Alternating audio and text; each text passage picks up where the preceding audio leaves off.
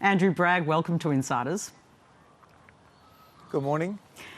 Tony Abbott was your former Prime Minister. He's now the Liberal Party's president. He says multiculturalism has failed. Is that helpful and is he right? Well, I don't agree with that, and I'd make the point that liberalism has actually created multiculturalism because it creates a framework for people to have freedom of religion, freedom of thought, freedom of conscience. And the Liberal Party built modern Australia. If you look at the Menzies government opening up after the war, the Holt government abolishing parts of the White Australia policy, and then, of course, Malcolm Fraser's actions to promote multiculturalism and introduce things like the SBS. So we have a very proud record to stand on, and I think it's very important that we're clear about that. OK, well, he's your Liberal Party president. That's a pretty inflammatory video by some people's standards. I'm sure others agree with it. Is it helpful as you try to pitch what you've just said to voters? Well, I don't agree with those comments, and I think it's very important that as leaders in the parliamentary party that we're clear about what multiculturalism is and how it fits into a liberal framework and how it fits into modern Australia. And if people have concerns about certain things in Australia, whether that be around terrorism, forced marriages, other things like that, those are things which are illegal under Australian laws, and those things are not multiculturalism. They're not multiculturalism, but they're being framed as multiculturalism. Is that dangerous? But they're very different things. The great thing about multiculturalism is that you can subscribe to the Australian nation, its laws and its culture, but you can engage in cultural practices as well, and that is not a reflection or in no way similar to the issues that have been flagged, which are very serious issues, around where certain parts of the community have engaged in violence against other parts of the community or have sought to do things which are illegal, such as forced marriages. Would you like Tony Abbott to stop doing these things, stop saying these things? Oh, look, I'm not his spokesperson. But he's the president of the Liberal Party, Andrew Bragg. He's a former Prime Minister, he's entitled to his views, and I strongly disagree with them. OK, I want to move to the response from the government on Islamophobia. They announced that yesterday. A couple of announcements out of it. The government will review the curriculum to strengthen racial and religious tolerance. It's also committing to a research institute on Australian Muslim affairs. Do you support those things? We've only seen the response in the last 24 hours, and we're very open to it. And I make the point that, unfortunately, inside a multicultural society, you do sometimes see instances of wrongdoing against small parts of the community, as we saw in COVID-19 against Asian Australians. And where there are issues, they should be addressed. I make the point that the biggest issue we've seen in the last few years has been anti-Semitism against Jewish Australians. And that, of course, has warranted a Royal Commission now in the wake of the Bondi atrocity. And that, of course, has been the biggest part of our work in this area. OK, so do you think Islamophobia is a serious issue, and do you support the government broadly addressing the issue? It is a serious issue, but I make the point that the only Australians that have to live in cages are Jewish Australians, and that's why there's a Royal Commission on the back of a massacre against Jewish Australians who were commemorating Hanukkah at Bondi Beach. Pauline Hanson's been on the international stage. I know you haven't missed it. How could anyone? She says there are elements of Islam that are based on terrorism. What do you make of that? Where people of the Muslim faith have engaged in acts of terror, they've done so on the basis of a mutation in their own mind.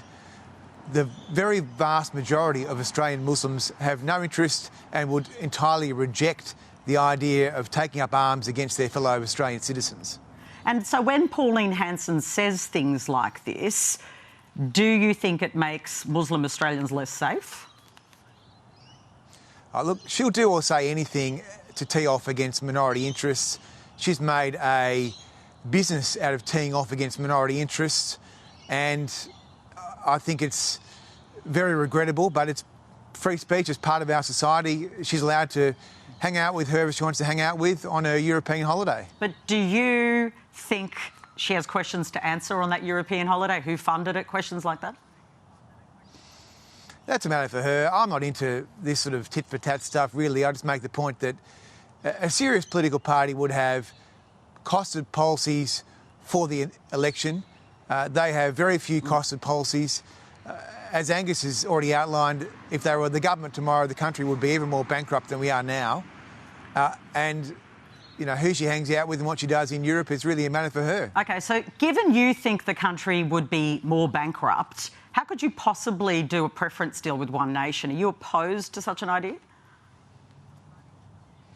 Well, of course. I mean, we will always shoot for majority government, and we reject a large part of the agendas of both the Labor Party and the One Nation Party. Yeah, but you've denounced Pauline Hanson's approach to minorities. Does that make her more dangerous because of those comments? And does it make you more apprehensive about doing a potential preference deal with One Nation? Well, I'm also very apprehensive about Anthony Albanese and his communist government, where he has introduced a 30% tax on everything. He's raised regulation to the roof, and he has governed for vested interests over these last 4 years. But I asked you about Hanson all and the a policies preference in deal. Australia. Well, I think that they're both terrible. I think Albanese is terrible. Which one's more terrible? Pauline Hanson is terrible. I mean, they're both as bad as each other. It'd be a coin toss. I mean, I just think that they're both very bad, and that's why we are taking our responsibility very seriously of being a party of government that can win an election across all of Australia, because I think that people are relying on us to be our best selves and to have that very strong policy agenda that can win over the majority of Australians. One more question. Pauline Hanson says Australia is stupid for giving rights to transgender people and we should learn from the UK, and there's only men and women. You've been actually a big advocate in the Liberal Party for trans rights. What's your reaction to comments like that? Well, I think we have to be sensible about these things. I mean, we have men and women, we have other people, and the reality is that if you want to have a free and fair society, then you don't go out of your way to make life harder for people who are in a small minority. That's always been my view, that in public life you should try and use whatever power you have to make life easier for people, not harder. Now, in terms of the trans community, it's a small community, and I just don't accept the view that Pauline Hanson expresses that it's some great risk to Australia. Where there have been issues, they should be addressed. But the idea that there's a spectre of transgender people taking over Australia, I just think is insane. I want to move to AI because it's huge and it's going to change our economy and everyone's lives. It already is, really. The government has announced that it will legislate, particularly around data centres, but it's going to be broader, it seems. You've warned about over-regulation. Do you support the government's changes? I mean, who knows what they even mean? I mean, of course everyone agrees that data centres should try and use water and power responsibly. But, I mean, this is from a Prime Minister who 2 months ago announced the world's biggest tax on individuals and capital, with the highest taxes in the OECD now on people who are in the pay-as-you-go system and through capital gains. So that's going to push away a lot of the good ideas that would have been developed in Australia inside artificial intelligence. And so I just think we're becoming a very uncompetitive country in the main on artificial intelligence.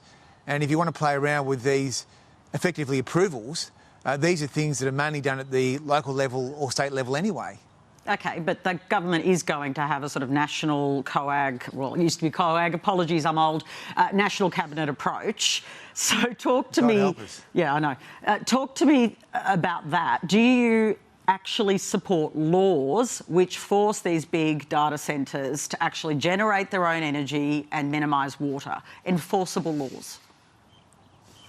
That's fine, but everyone agrees with that. It's like saying, do you want to have a sunny day? I mean, of course, that's a nice concept, but if they put it inside the EPBC framework, for example, it will take 8 years to get an approval, like it does in Australia if you want to get an oil or gas or renewable energy project off the ground. I mean, we are a country which takes forever to get things done. Australia is closed for business under this government.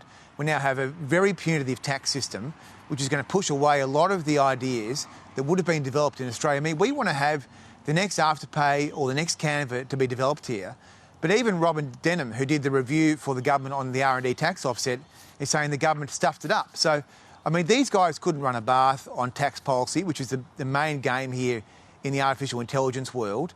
And I just have no confidence that they're going to be able to deliver anything that's going to be growth accretive. You've got productivity in the toilet, you've got a very anemic economy, very high interest rates, very high inflation. I mean, this economy is very sick, which is why people are going bananas. But you're not going to stand in the way of these laws? Sure, I mean, it just doesn't make a big difference. At the end of the day, these are just nice things to have. OK, well, we didn't have those things, though, so it is significant in that sense. In Queensland, they're not requiring, the Christopher government isn't saying you've got to get your own power if you want a data centre. Is that the wrong approach? Should they be required to? I think if they could provide their own power, it's a good thing. Don't forget that the companies will want to have the highest computational capacity with the lowest environmental footprint. So using renewables, using nuclear, using whatever you can get, which is clean and sustainable, is going to be the main game. Now, the fact that the government have allowed our uranium to be, again, exported to India, but are not using it for domestic purposes, shows how dumb and stupid they are. I mean, they run this government based on some sort of an ideology which is mainly about shoveling out money to their best mates of the unions and the big super funds. And if you look at the policy package overall, most of it makes no sense. OK. On workers' rights, are you concerned that workers will be displaced by AI? And are workers entitled to worry about that? If you look at the history of technology, it's created more jobs than it's killed. I'm confident that there will be a huge AI industry where people will be working in compliance and doing other things that don't exist today, that will exist tomorrow. So I think we have to be open-minded about the opportunities of AI. Of course, the idea of having data centres here in Australia is good, but I'll just make the point that I think we can do better than just being a base for data centres. I mean, we're already a quarry. Data centres are good, but we should be trying to have some of the next best AI companies that can be tools for business, tools for individuals. And I just fear that with the Albanese government's terrible tax policies, with the highest CGT in the OECD and now the highest pay-as-you-go income tax system, we're not going to have these opportunities in Australia. They're going to be in Singapore or in Silicon Valley. You're the shadow housing spokesperson. Are you prepared to go to the next election telling young Australians you're going to restore negative gearing and the capital gains tax discount? Of course, because we don't think that higher taxes will create more houses. And the problem we've had in this country is we have had not enough houses built. This government has collapsed supply by 30,000 houses a year. Meanwhile, they have had a massive expansion in migration, and then they've had the 5% deposit scheme, which has pumped prime prices at the bottom end and made it less affordable for younger people. The main game in housing is to do whatever you can to get the houses built. And these guys are actually deliberately reducing housing supply, including, like in the last session of Parliament, by abolishing the ability of SMSFs to build new houses. Do you think the capital gains tax discount should be higher than the old 50%? I would be looking, and we are looking for ways to reduce taxes on housing. 50% of the cost of a new house goes in government charges, taxes and fees. Yeah. So the last thing we need is a 30% CGT on housing and winding back. But do you still, because you've raised it before, that 50% discount, you think the discount should be higher still?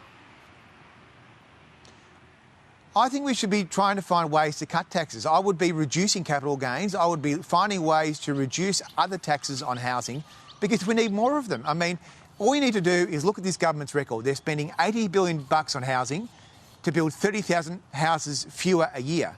I mean, these guys are beyond incompetent. If I had $80 billion, I would be building at least 250,000 houses in this country every year. OK, on house prices, there was this poll that came out this week. 61% of people supported a decline in property prices.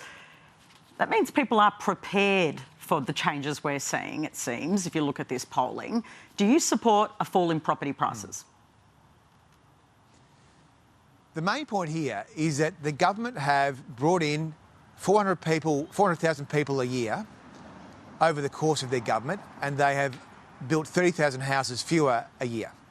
Then they've unleashed the 5% deposit scheme that has pushed up prices by 20% over the course of their government. So they have really pumped prime prices, particularly in a punitive way for younger people. So I think some of that should go back to younger people, because when you look at house prices as a multiple of salaries, 15 times in Sydney, for example, the prices are too high.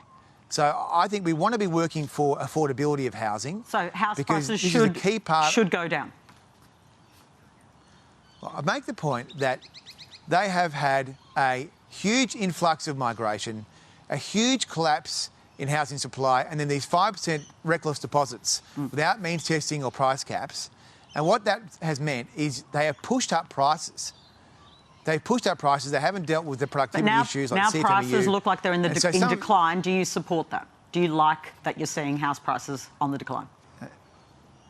So for younger people, some of that should be returned to younger people, because prices are too high in Australia for young people who are looking at, in some cases, 15 times a multiple of their salary to buy a first house. That is not fair. It is not reasonable.